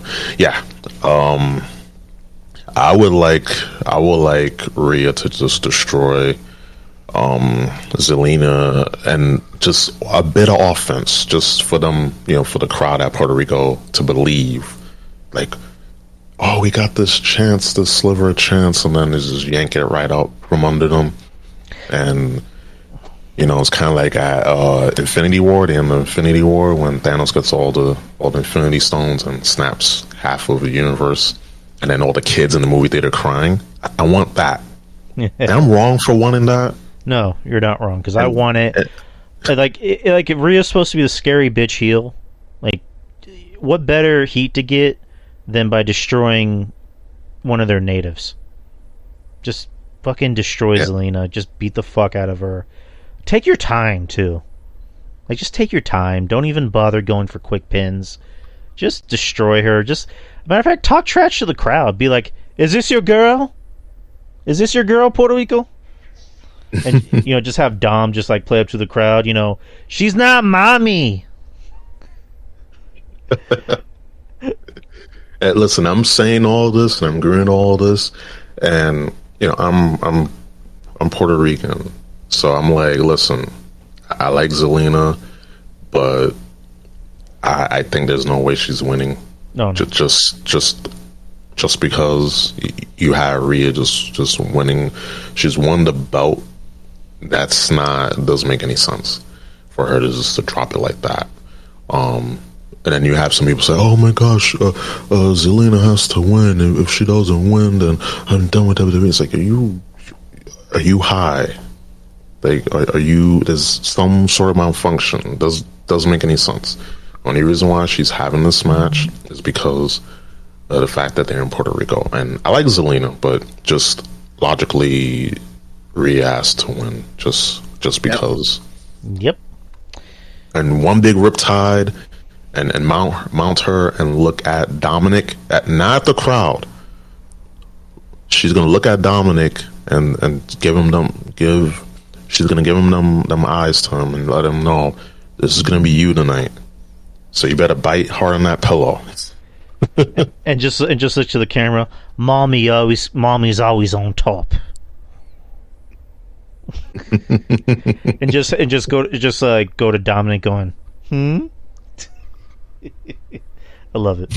Next, Seth freaking Rollins versus Omos in a singles match. Why is this a match? Where's the fucking story? What is this? Well, why is this match happening? I know why the match is happening, but why is this match happening? I don't know. I know why. Yeah, we know why. This Omos is gonna win. This is gonna help Omos to go up against Roman at Night of Champions. Wait, what? Pretty much. Yeah. Wait, what? Why? Whoa! Why is Omos wrestling Roman? Because it's fucking WWE. But why? It's WWE. So you gotta think about it like this, right? So they're gonna try to make this last match for him to have 1,000 Days epic, right? And what better way in Vince's mind against Omos? telling you. I'm telling you. I'm telling you. It's gonna happen. I'm letting you know now that's probably gonna be the match at Night of Champions. I'm letting you know now. Seth doesn't need to win this match if he's gonna become the World Heavyweight Champion. I don't agree with it, but that's what look like is gonna happen. Wow. Yep. Just saying, like, I don't know. I'm going to go for Seth, but whatever. I don't even know about this match anymore. Next, triple threat for the United States Championship: Austin Theory versus Bobby Lashley versus Bronson Reed. Theory's winning. Theory. A-Town down. Yeah. Reed is on Raw now. Lashley doesn't need the United States title. He's bigger than that, so should be a fun match though. They should have kept Lashley on Raw though, just to compete for that world title. But that's just me. Next, Bianca Belair versus Io Sky for the Raw Women's Championship. This is interesting. I think that Io should win. I think she should win. That way you can have Io and Asuka have a program, and then you can work on breaking up Damage Control and just have Io go on her own, which Io should be on her own. Just based on she's really good. And listen, she doesn't speak English that as well, but I mean, who cares? Who cares at the end of the day? She can wrestle, and she emotes just like Asuka. She can emote how she's feeling better in Japanese than they do in English. It's just fact, and I think that there definitely could be some story and some money on there, and especially Bianca she's been Raw Women's Champ for over a year, and plus Io's on SmackDown, so it will make sense. But part of me thinks that they're just gonna go with Bianca and then just have them swap the belts, which is stupid. It's really stupid, but we'll see. I would want Io to win just for the reasons why I mentioned. So I'm gonna say Io's going to win, and with that, she's going to get somehow traded to Raw, or since she's the Raw Women's Champion, she gets put on Raw.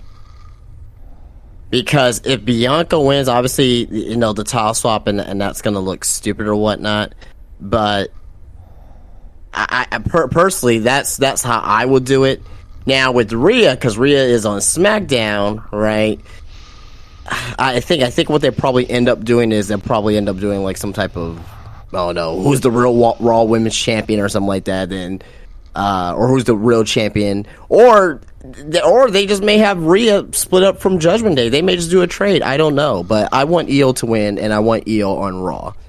So, but most likely Bianca's gonna win, but that's probably gonna happen. But if Io wins, that'd just be another great way, because she doesn't need to be on SmackDown, because like that would just be really fucking stupid. Whereas like Io's on SmackDown, but she's the Raw Women's Champion. Rhea's on Raw, and she's the SmackDown Women's Champion.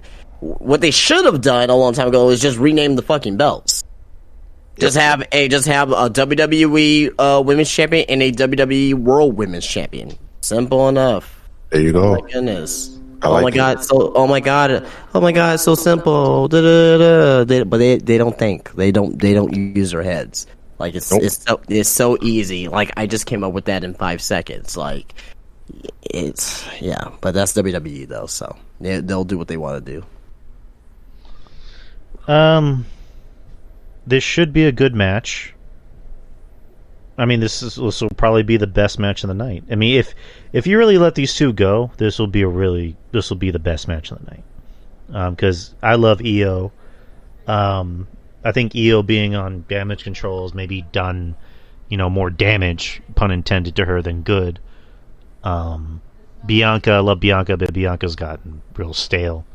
So it would be interesting if they took the title off of her, and then have Io go to Raw with the SmackDown, or not the SmackDown, but the Raw Women's title, Raw.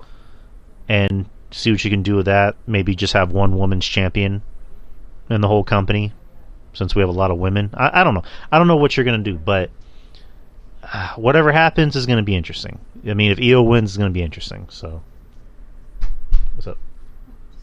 Okay, just saying hi to the missus. But this will be a good match. I mean, like I said, let these women go. Let these women really go out there and perform. They're going to be in Puerto Rico, and the whole crowd's going to be hot for everything. Yep. So this could very well be a match of the night, maybe match of the year candidate. I don't know. And closing it out, which could probably be the main event: Bad Bunny versus Damian Priest in a San Juan street fight. I say probably because they're literally on the poster for the show. So it's Bad Bunny. It's Bad Bunny. I mean, Ray runs from Puerto Rico, man. Oh my goodness. But it should be a fun match. I think Priest is obviously a perfect opponent to them. They're actually real life good friends. Bad Bunny's a fucking huge wrestling fan. He's obviously not as athletic as Logan Paul. However, I think they'll probably still put on a fun match. That's why it's a street fight. Bad Bunny's winning. There's no way you're gonna have this match in Puerto Rico. The reason why it's in Puerto Rico is because of Bad Bunny, right? And not have Bad Bunny win. So he's gonna end up winning. There's gonna be a few shenanigans. I'm pretty sure the LWO is gonna get involved in some fashion, and and that's probably gonna help Bad Bunny in the match as well. And there's most likely gonna be a spot with Dom and Ray, and but yeah, it should be a fun match. So yeah, Bad Bunny for the win. Yeah, you gotta send the crowd happy. If we know Zelina ain't gonna win the SmackDown Women's title against Rhea, so they gotta send the Puerto Rico crowd home happy. They gotta send them home happy. So I think that's where you're gonna have Bad Bunny win. Even though I would like to see Damian Priest get more wins, but he's good. I don't think this loss will hurt him in any way, because just look at him. Just fucking look at him. Has a deeper voice to me. Yeah, and yours is pretty deep. Yeah. I also think people doing the whole thing of oh, he's gonna lose to Bad Bunny. It's yeah, Sami Zayn lost to Johnny Knoxville, and he's the number 2 babyface in the company, and he just main evented WrestleMania, and he just had a pay-per-view that was literally made for him in Montreal. So I think Damian will do fine. He's on legit talk shows, Good Morning, promoting the fucking event, and he's gonna main event a show in his hometown. So right, I love Damian. Another thing that kind of comes into play about him is he's 40. So if you're gonna push him after this, push him. Don't just wait around. You gotta push him. Same thing with someone like LA Knight, where it's don't just wait around to push him. Push him now if you're gonna do it already. But this will be a fun match. I mean, they made this a street fight because I guess it would look more believable that Bad Bunny won in a street fight, rather than Bad Bunny and Damian Priest had just a random, or not a random, but just a regular wrestling match with wrestling rules. So this will be a fun match. I mean, there's going to be Gaga and interference from Judgment Day and LWO. I imagine there's going to be some fun spots. Bad Bunny, again, he has my respect. The guy takes it seriously. He doesn't just go in there and says, pay me. He wants to actually earn his pay. Which, I mean, he's not hurting for money. Let's not get that wrong. But, he wants to go in there and earn the respect from the fans and also the peers. So, hats off to Bad Bunny. But this will be a fun match. The show has kind of a half and half for me, where half of it's exciting, half of it is kind of this just seems like filler for Raw or SmackDown. But I'm looking forward to it nonetheless. I can't wait for it. And Yeah, man. Backlash this Saturday at 7 p.m. Central Time. And then Friday night on SmackDown will be in Puerto Rico. Which I forgot the matches. So the matches are, I know, Karrion Kross versus Nakamura. And what was the other match? I know Bad Bunny's gonna be there, Right. but I don't know. Let's go to WWE.com and look it up and see what the preview is. So WWE.com shows SmackDown here.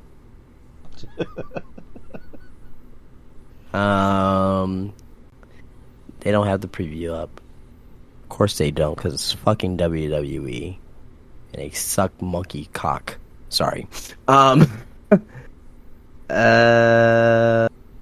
mean, does it really matter? I mean, come on. Right. I mean, I don't know. I guess it just makes for a good conversation. But yeah, this should be. Bad Bunny appears. I'm sorry, Drew. Does Bad Bunny appears? Shinsuke versus Karrion Kross and the OC versus the Viking Raiders. Yeah. Yeah, that's right. Yeah, good for them. But yeah, that's all of our show. We got done, I guess, shorter than I say shorter, and we're over 2 hours. Like I guess shorter compared to our past shows, which we've been going over 3 hours. But yeah, great show, guys. Justin, as always, man, thank you for making the show as fun as it is. Absolutely. And then Ruben, thank you for coming on this show for, what was it, 3 or 4 weeks in a row? Yeah, I mean, glad to be here. Gotta take advantage of all this free time I have, because sooner or later I'm gonna be right back at it. So yeah, definitely come on when I can. Yeah, so enjoy Ruben while you have him, people. Because I mean, I don't mean like that. Like I ain't no movie star. He's not dying, you know what I mean? Ruben, are you dying? Are you no? Secretly Oh God, no. I mean, I'm healthy. I'm healthy as I can be, so we're good. We're good. But again, I love having you guys on. This is awesome, and just again, just going back to the artwork, I've always wanted to have artwork with everybody in it, not just my pretty face. I want to get all you guys in it because you guys are important to the show, and I'm happy that Shaheen was able to do that, and yeah, it just means the world to me that I can have all you guys on here for as long as I can. So yeah. But I don't know if you guys saw that. So June 14th will be episode 300. 300 episodes of me. How I was able to make it 300 episodes. I'm still thinking about how I got to 300 already. But 300, same night, same time, same show.